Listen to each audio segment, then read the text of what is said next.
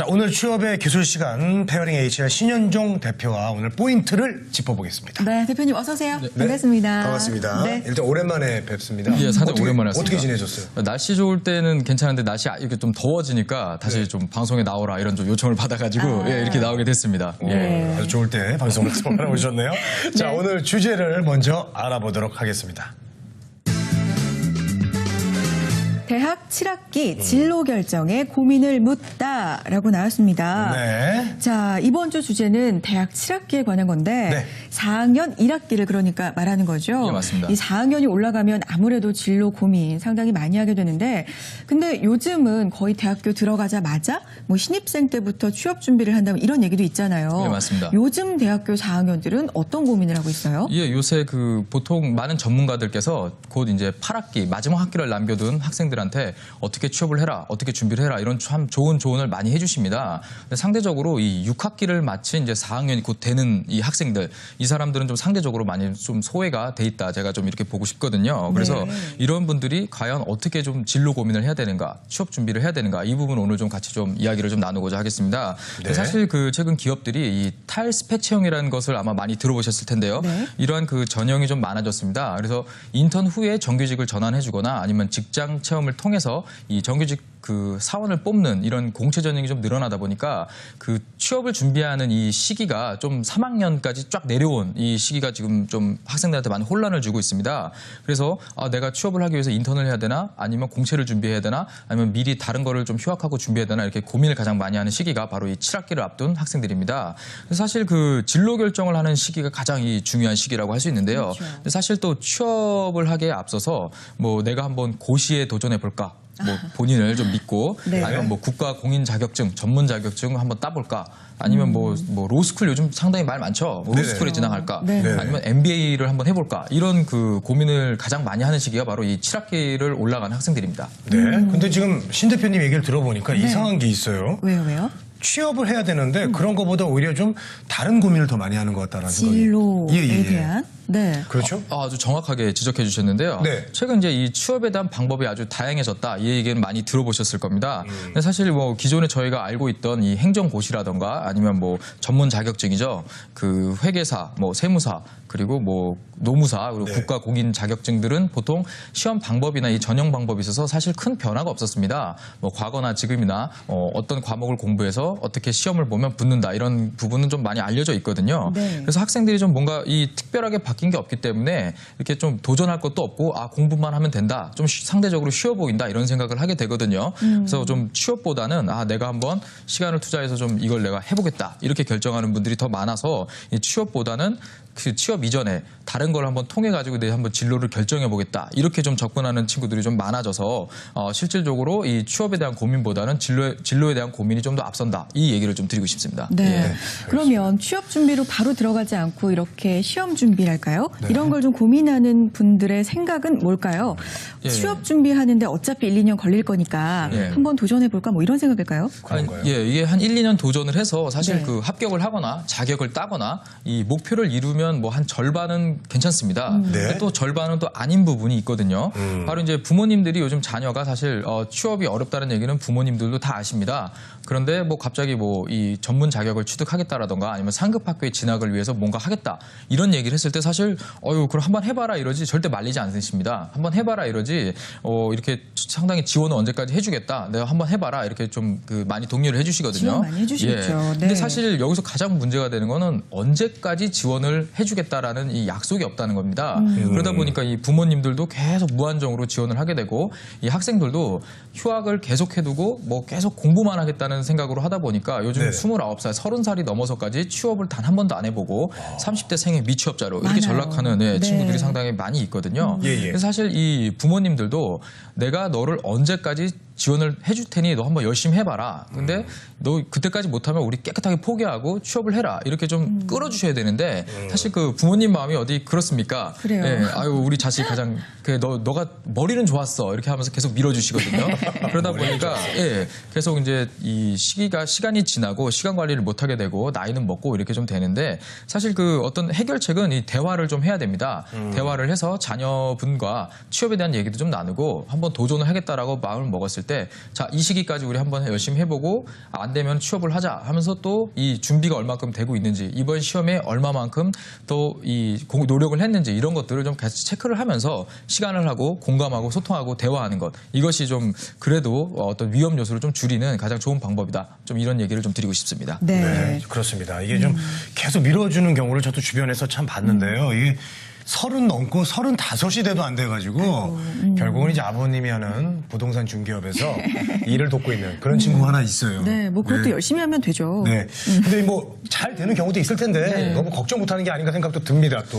예, 저도 40살까지 이 공무원을 준비하다가 안 돼가지고 저한테 상담 받으신 분이 계십니다. 상당히 난감했었는데 어떻게 해야 되냐고 그러시길래 그 정부 지원 이 창업 프로그램도 39살까지거든요. 그래서 뭐 저는 그냥 얘기 드렸습니다. 학원 강사하십시오. 예, 뭐 답이 없었거든요. 그래도 그분이 답이 없어요. 그분이 그래도 대학원까지 졸업하신 분이라서 공부를 많이 하셨으니까요. 예, 뭐 네. 학원 쪽이라도 좀 알아보셔라 이렇게 좀 조언을 해드리고 말았었는데 사실 이 합격을 하면 행정고시 같은 경우는 합격을 하면 사실 큰 문제가 없습니다. 왜냐하면 바로 이제 임용이 되기 때문에 들어가면 되는데 이 문제가 바로 이 전문 자격증입니다. 이 전문 자격증 같은 경우는 이 취득을 해도 좀 그다음 문제가 좀 발생하는 부분이 좀 있는데요. 뭐 사례를 하나 소개하자면 제가 이제 취업 컨설팅을 하면서 이 대학교 4학년 학생인데 벌써 계리사 자격증을 취득한 겁니다. 1년에 한 40명밖에 취득을 못 하거든요. 네. 그래서 이제 이 졸업을 하기 전에 취득을 했기 때문에 자기는 취업이 될 것이다. 이런 생각을 하고 면접 자리에 갔었는데 면접에 가보니까 시험에 같이 합격한 다른 계리사 5명, 6명이 최종 면접이 들어오니까 뭐 결국은 거기서 한 명 뽑거든요. 네. 또 떨어지는 겁니다. 계속. 그래서 좀 컨설팅을 받아서 좀 취업을 했던 이런 사례가 있었는데 아무리 자격을 취득한다 하더라도 전문 자격이 있다 하더라도 또 붙은 사람들끼리 또 그 채용 공고를 보는 것도 사실 똑같을 것이고요. 그 공고를 보고 시험을 보는 자리에서 또 만나게 돼 있습니다. 그래서 경쟁이 상당히 치열하거든요. 그래서 이 자격증을 딴다 해서 취업이 보장돼 있거나 이런 부분이 아니라는 점 좀 기억하시기 바랍니다. 네. 네, 알겠습니다. 자, 이분들은 그럼 뭐 개업을 해야겠네요. 예. 개업을 하든가 뭐 좀 뭘 가게 하나 차리든가 해야 될 것 네네. 같은데요. 자, 길 가다 보면요. 세무사나 회계사 사무실 정말 많지 않습니까? 많아요. 예, 길이 많습니다. 이게 아주 개업하면 많죠. 되잖아요. 예, 좀 쉽게 생각하면 예. 뭐 좀 돈을 빌려서 개업을 하면 되지 않냐 이렇게 예, 예. 생각을 할 수가 있는데 사실 이 자격을 취득하고 일정 기간 뭐 인턴이나 근무를 하게 되면 자격을 취득을 하게 됩니다. 그럼 그 협회에 등록을 하고 네. 정식으로 개업 자격이 주어지는데요. 사실 우리가 좀 세무사를 좀 예를 들면 가장 좋을 것 같아요. 세무사 같은 경우는 이 기업을 고객으로 하거든요. 이 기업의 저희가 소위 얘기하는 기장. 기장을 좀 대리를 한다거나 아니면 1년에 뭐 부가세나 소득세 신고 기간이 있거든요. 이때 세무 대리를 해주면서 이 수임료가 발생합니다. 이런 데서 좀 좀 수익을 내는데 사실 잘 생각해 보시면 지금 최근에 기존의 기업들은 다 이미 세무사 대리를 맡기고 있습니다. 예, 예. 근데 이미 맡기고 있는 거 잘 안 바꾸거든요, 사실. 그래서 다른 곳에서 고객을 결국은 뺏어와야 됩니다. 이 얘기는 개업을 하면 영업을 해야 된다는 얘기거든요. 그러네요. 마케팅도 해야 되고. 네. 그렇죠. 그렇기 때문에 이 보친이 또 영업을 하게 되는데 또 문제는 요즘 그 경기가 상당히 침체되면서 요즘 자영업자가 줄어들고 있다 이런 얘기 들어보셨죠? 예, 신규 창업하는 사람들이 좀 적다 보니까 신규 고객이 잘 안 나옵니다. 그렇게 되다 보니까 기존에 있는 그 손님들을 뺏어와야 되는데 이 본인이 뺏어오려고 하는 방법에 있어서 다른 기존에 있는 그 세무사 사무실에서 일을 하면서 일을 익히고 또 거기서 고객을 어느 정도 확보한 다음에 뺏어와서 개업을 해야 되고 좀 이런 과정들이 좀 필요하거든요. 네네. 그래서 본인이 어느 정도 고객 확보가 된다고 판단했을 때 개업이 가능하지 그냥 자격을 갖추고 있다고 해서 이 개업을 하는 건 좀 안 됩니다. 그래서 결론적으로 좀 자격을 취득한다 하더라도 결국은 취업을 해야 된다 이런 이슈가 있기 때문에 그냥 조금 고민을 미루게 되는 거지 취업이 보장된다 이런 건 아니라는 점을 좀 알고 계셔야 됩니다. 네. 저도 이제 6년 전에 방송이 하도 없어가지고 네. 저도 개인 방송국이라는 게 있더라고요. 그래서 차리셨어요? 예? 방송국 차릴 수는 없고 개인 방송 그 아프 어행 그거 있잖아요. 그래서 그걸 했는데 아무도 안 들어와요. 그래가지고 그래. 그냥 더 열심히 하자. 네. 그래가지고 정말 열심히 해가지고 그때부터 일을 많이 했던 그런 기억이 있네요. 그걸 예. 통해서 많이 배우셨을 거예요. 그렇죠? 예, 네. 그걸 통해서 배운 건 이제 절대 창업은 안 맞는구나. 그냥 일 열심히 하자. 네. 저는 그때 그걸 깨달았습니다. 준비 없이 무턱대고 창업하시는 건 항상 위험성이 따라요. 그렇죠? 네. 자, 전문 자격증도 상당히 어렵게 취득하는 걸로 알고 있는데 이 자격증을 취득한 사람들끼리 또 경쟁도 치열하니까 취업도 반드시 보장되는 건 아니라는 점 기억을 해 두셔야 될 것 같고요. 네. 자, 자, 그야말로 무한 경쟁 시대입니다. 이 무한 경쟁 시대에 요새 노무사의 인기도 좀 뜨겁지 않나요? 예, 뭐 노무사 최근 이 자격을 준비하는 분들이 상당히 많아졌습니다. 네. 이 영업이나 마케팅 쪽의 직무라던가 이 경영기획실 이런 쪽의 직무를 원하는 학생들이 보통 경상계열 학생들이거든요. 이 경상계열 학생들이 내가 왜 영업을 해야 되지? 이런 판단을 하다 보니까 가장 편해 보이는 게 또 사실 HR 쪽이거든요.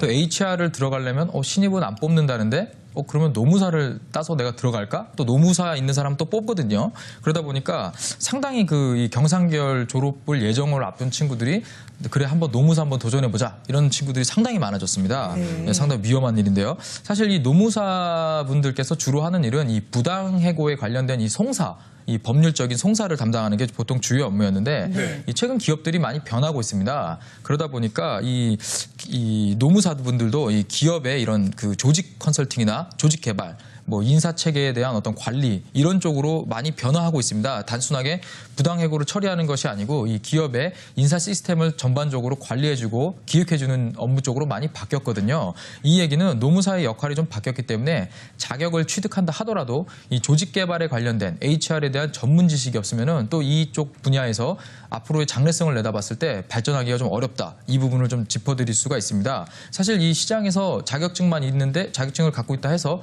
경쟁력이 떨어지면 또 사실 누가 불러주겠습니까? 네, 일도 그렇죠. 안 바뀌겠죠. 그래서 이런 전문 자격을 취득한다 하더라도 평생 먹고 살 길이 딱 보장돼 있다. 이거는 이제 좀 많이 바뀐 시대라고 제가 얘기를 드리고 싶습니다. 네네. 그래서 이 반드시 기억해 두어야 될 것은 일정 기간 동안 시간을 정해두고 본인이 이 자격을 취득하겠다. 이 목표를 먼저 좀 세우시고 이 취득을 한 다음에 전문 자격을 갖췄으니 앞으로 이 업계가 어떻게 되는지 이 업계에서 원하는 지식이 무엇인지 또 실무적으로 무엇을 알아야 도움이 되는지를 확실하게 또 다시 한번 또 제2의 인생이다 또 생각을 하고 계획을 세우시고 커리어 패스를 좀 생각하셔야 내가 지금 7학기에서 시간을 투자하고 이 취업하는 길에 과연 이게 맞는가를 또 판단하는데 좀 큰 도움이 되지 않을까 좀 이런 조언을 좀 드리고 싶습니다. 예. 목표 기한을 그러니까 정해둬야 되는군요. 맞습니다. 한정 없이 계속 준비를 예. 하면 좀 안 될 수 있겠어요. 이 시간 관리가 상당히 중요한데 대부분 저희가 25살, 27살, 29살 자기가 시간 가는 거 잘 모르거든요. 맞아요. 예, 계속 본인이 거울 보면 계속 얼굴 똑같고 안 늙는 것 같은데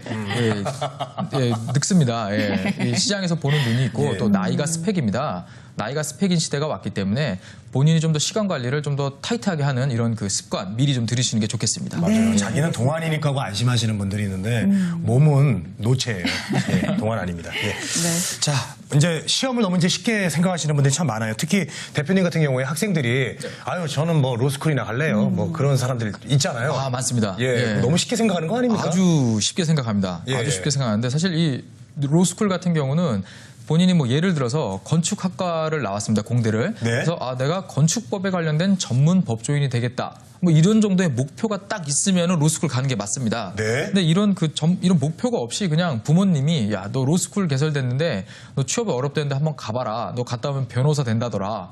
그냥 이렇게 쉽게 접근하십니다. 그러니까요. 근데 또 로스쿨이 이 등록금이 만만치가 않거든요. 일반 대학원에 몇 배 하거든요. 근데 이런 부분 때문에 그냥 아무 계획 없이 그냥 로스쿨 진학만을 목표로 두고 그냥 졸업하고 로스쿨 가겠다. 이런 분들이 상당히 많아서. 쉽게 생각하면 안 돼요. 그렇죠. 또 이런 분들이 또 로스쿨을 나와서 전문 자격을 취득하고 이 법조인이 된다고 그랬을 때 또 취업이나 이쪽이 또 문제가 발생합니다. 결론적으로는요. 그래서 이 로스쿨 같은 경우도 본인이 이 어떤 자격을 갖춘다고 해서 그냥 이제 로스쿨 나오셨으니까 저희 기업에 오시죠 이런 경우는 없습니다. 또 그리고 아까 노무사나 세무사처럼 이 어떤 개업을 하려면 또 경험이 필요하고 업계에서 또 일을 해야 되기 때문에 이 일을 해야 된다는 거 결국은 취업을 해야 된다는 얘기입니다. 그래서 좀 고민을 많이 해보셔야 될 부분이 있고요. MBA 요즘 또 많이 갑니다. 저 MBA 많이 가는데 사실 이 외국의 이 MBA 같은 경우는 이 근무 기간이 한 3년에서 5년 정도 업계 경력이 없으면 입학을 받아주지 않습니다. 아예. 근데 이 국내 야간 MBA 말고 이제 주간의 MBA가 있습니다. 이 주간 MBA 같은 경우는 사실 학부에서 바로 진학하는 학생들을 받아주거든요. 그러다 보니까 이 취업이 좀 어려운데 경영 쪽에 전문 지식이 좀 있으면 내가 취업에 유리하지 않을까. 그리고 또 이제 상급 학교로 올라갈 수 있는 기회가 있거든요. 보통 이 MBA가 있는 학교들이 보면 여러분도 아시겠지만 좀 상위권 대학들이 많습니다. 그러다 보니까 어떤 학교 학벌 세탁이죠 일종의 좀 이런 개념으로 제목으로 접근하는 분들이 좀 많은데 사실 이 MBA 강의에 가보면은 이 사례, 토론, 그리고 또 인맥 관리 이런 쪽에 대해서 좀 초점을 맞춰서 진행을 하기 때문에 사실 이 회사에 대한 전반적인 이해나 업무 스트럭처에 대한 그 정확한 이 자신의 어떤 생각이나 이 전문 지식이 없다 그러면 사실 수업 시간 따라가기가 어렵습니다. 근데 보통 그냥 취업이 좀 안 되니까 아니면 취업을 하기 위해서 좀 더 유리할 수도 있으니까라는 생각으로 그냥 MBA에 진학하시면은 그냥 내가 취업을 고민하는 시기를 그냥 2, 3년 늦춘 거지 절대로 내가 취업을 하기 위해서 유리한 고지에 올랐다 이렇게 생각하시는 것은 좀 큰 오판이다 이런 좀 조언을 드리고 싶습니다. 네, 예. 제 알겠습니다. 친동생도 참 창피하지만은 30이 넘어가지고 취직이 안 되니까 이놈이 갑자기 로우스쿨을 가겠다고 다시. 그랬어요? 그래서 제가 하이스쿨 다시 들어가라고 제가 정신 차리라고 이렇게 얘기했습니다. 아, 그러셨군요. 네. 저희가 오늘 이런 주제를 준비한 게 뭐 자격증 따지 마세요, MBA 가지 마세요 이런 뜻이 아니잖아요. 그렇죠. 아니죠. 네. 예. 그렇죠. 이 단순히 취업 시기를 늦추기 위해서 동기 없이 지원을 하시거나 준비하시면 무의미한 시간이 될 수 있으니까요. 보다 더 신중하게 생각해 보시기 바랍니다. 네. 자, 구직 준비하는 시청자분들께 마지막으로 조언의 한 말씀 부탁드릴게요. 예, MC분들께서 정확히 짚어주셔가지고요. 저는 딱 한마디만 하겠습니다. 네. 시간이 한정되어 있습니다. 잘 계획하고 꼭 본인이 이루고자 하는 목표를 향해서 열심히 노력해 보시기 바랍니다. 네. 자, 항상 속 시원하고 냉철하게 말씀해 주시는 우리 페어링 HR 신현종 대표님과 함께 했습니다. 오늘 말씀 감사합니다. 고맙습니다. 네. 참 냉철한 분이세요. 네. 예. 자, 취업의 오늘 순서는요, 여기서 마치겠습니다. 네, 대한민국에 일하고 싶은 모두가 힘차게 일할 수 있는 그날까지 저희 취업앤이 함께하겠습니다. 취업엔 우리가 있다.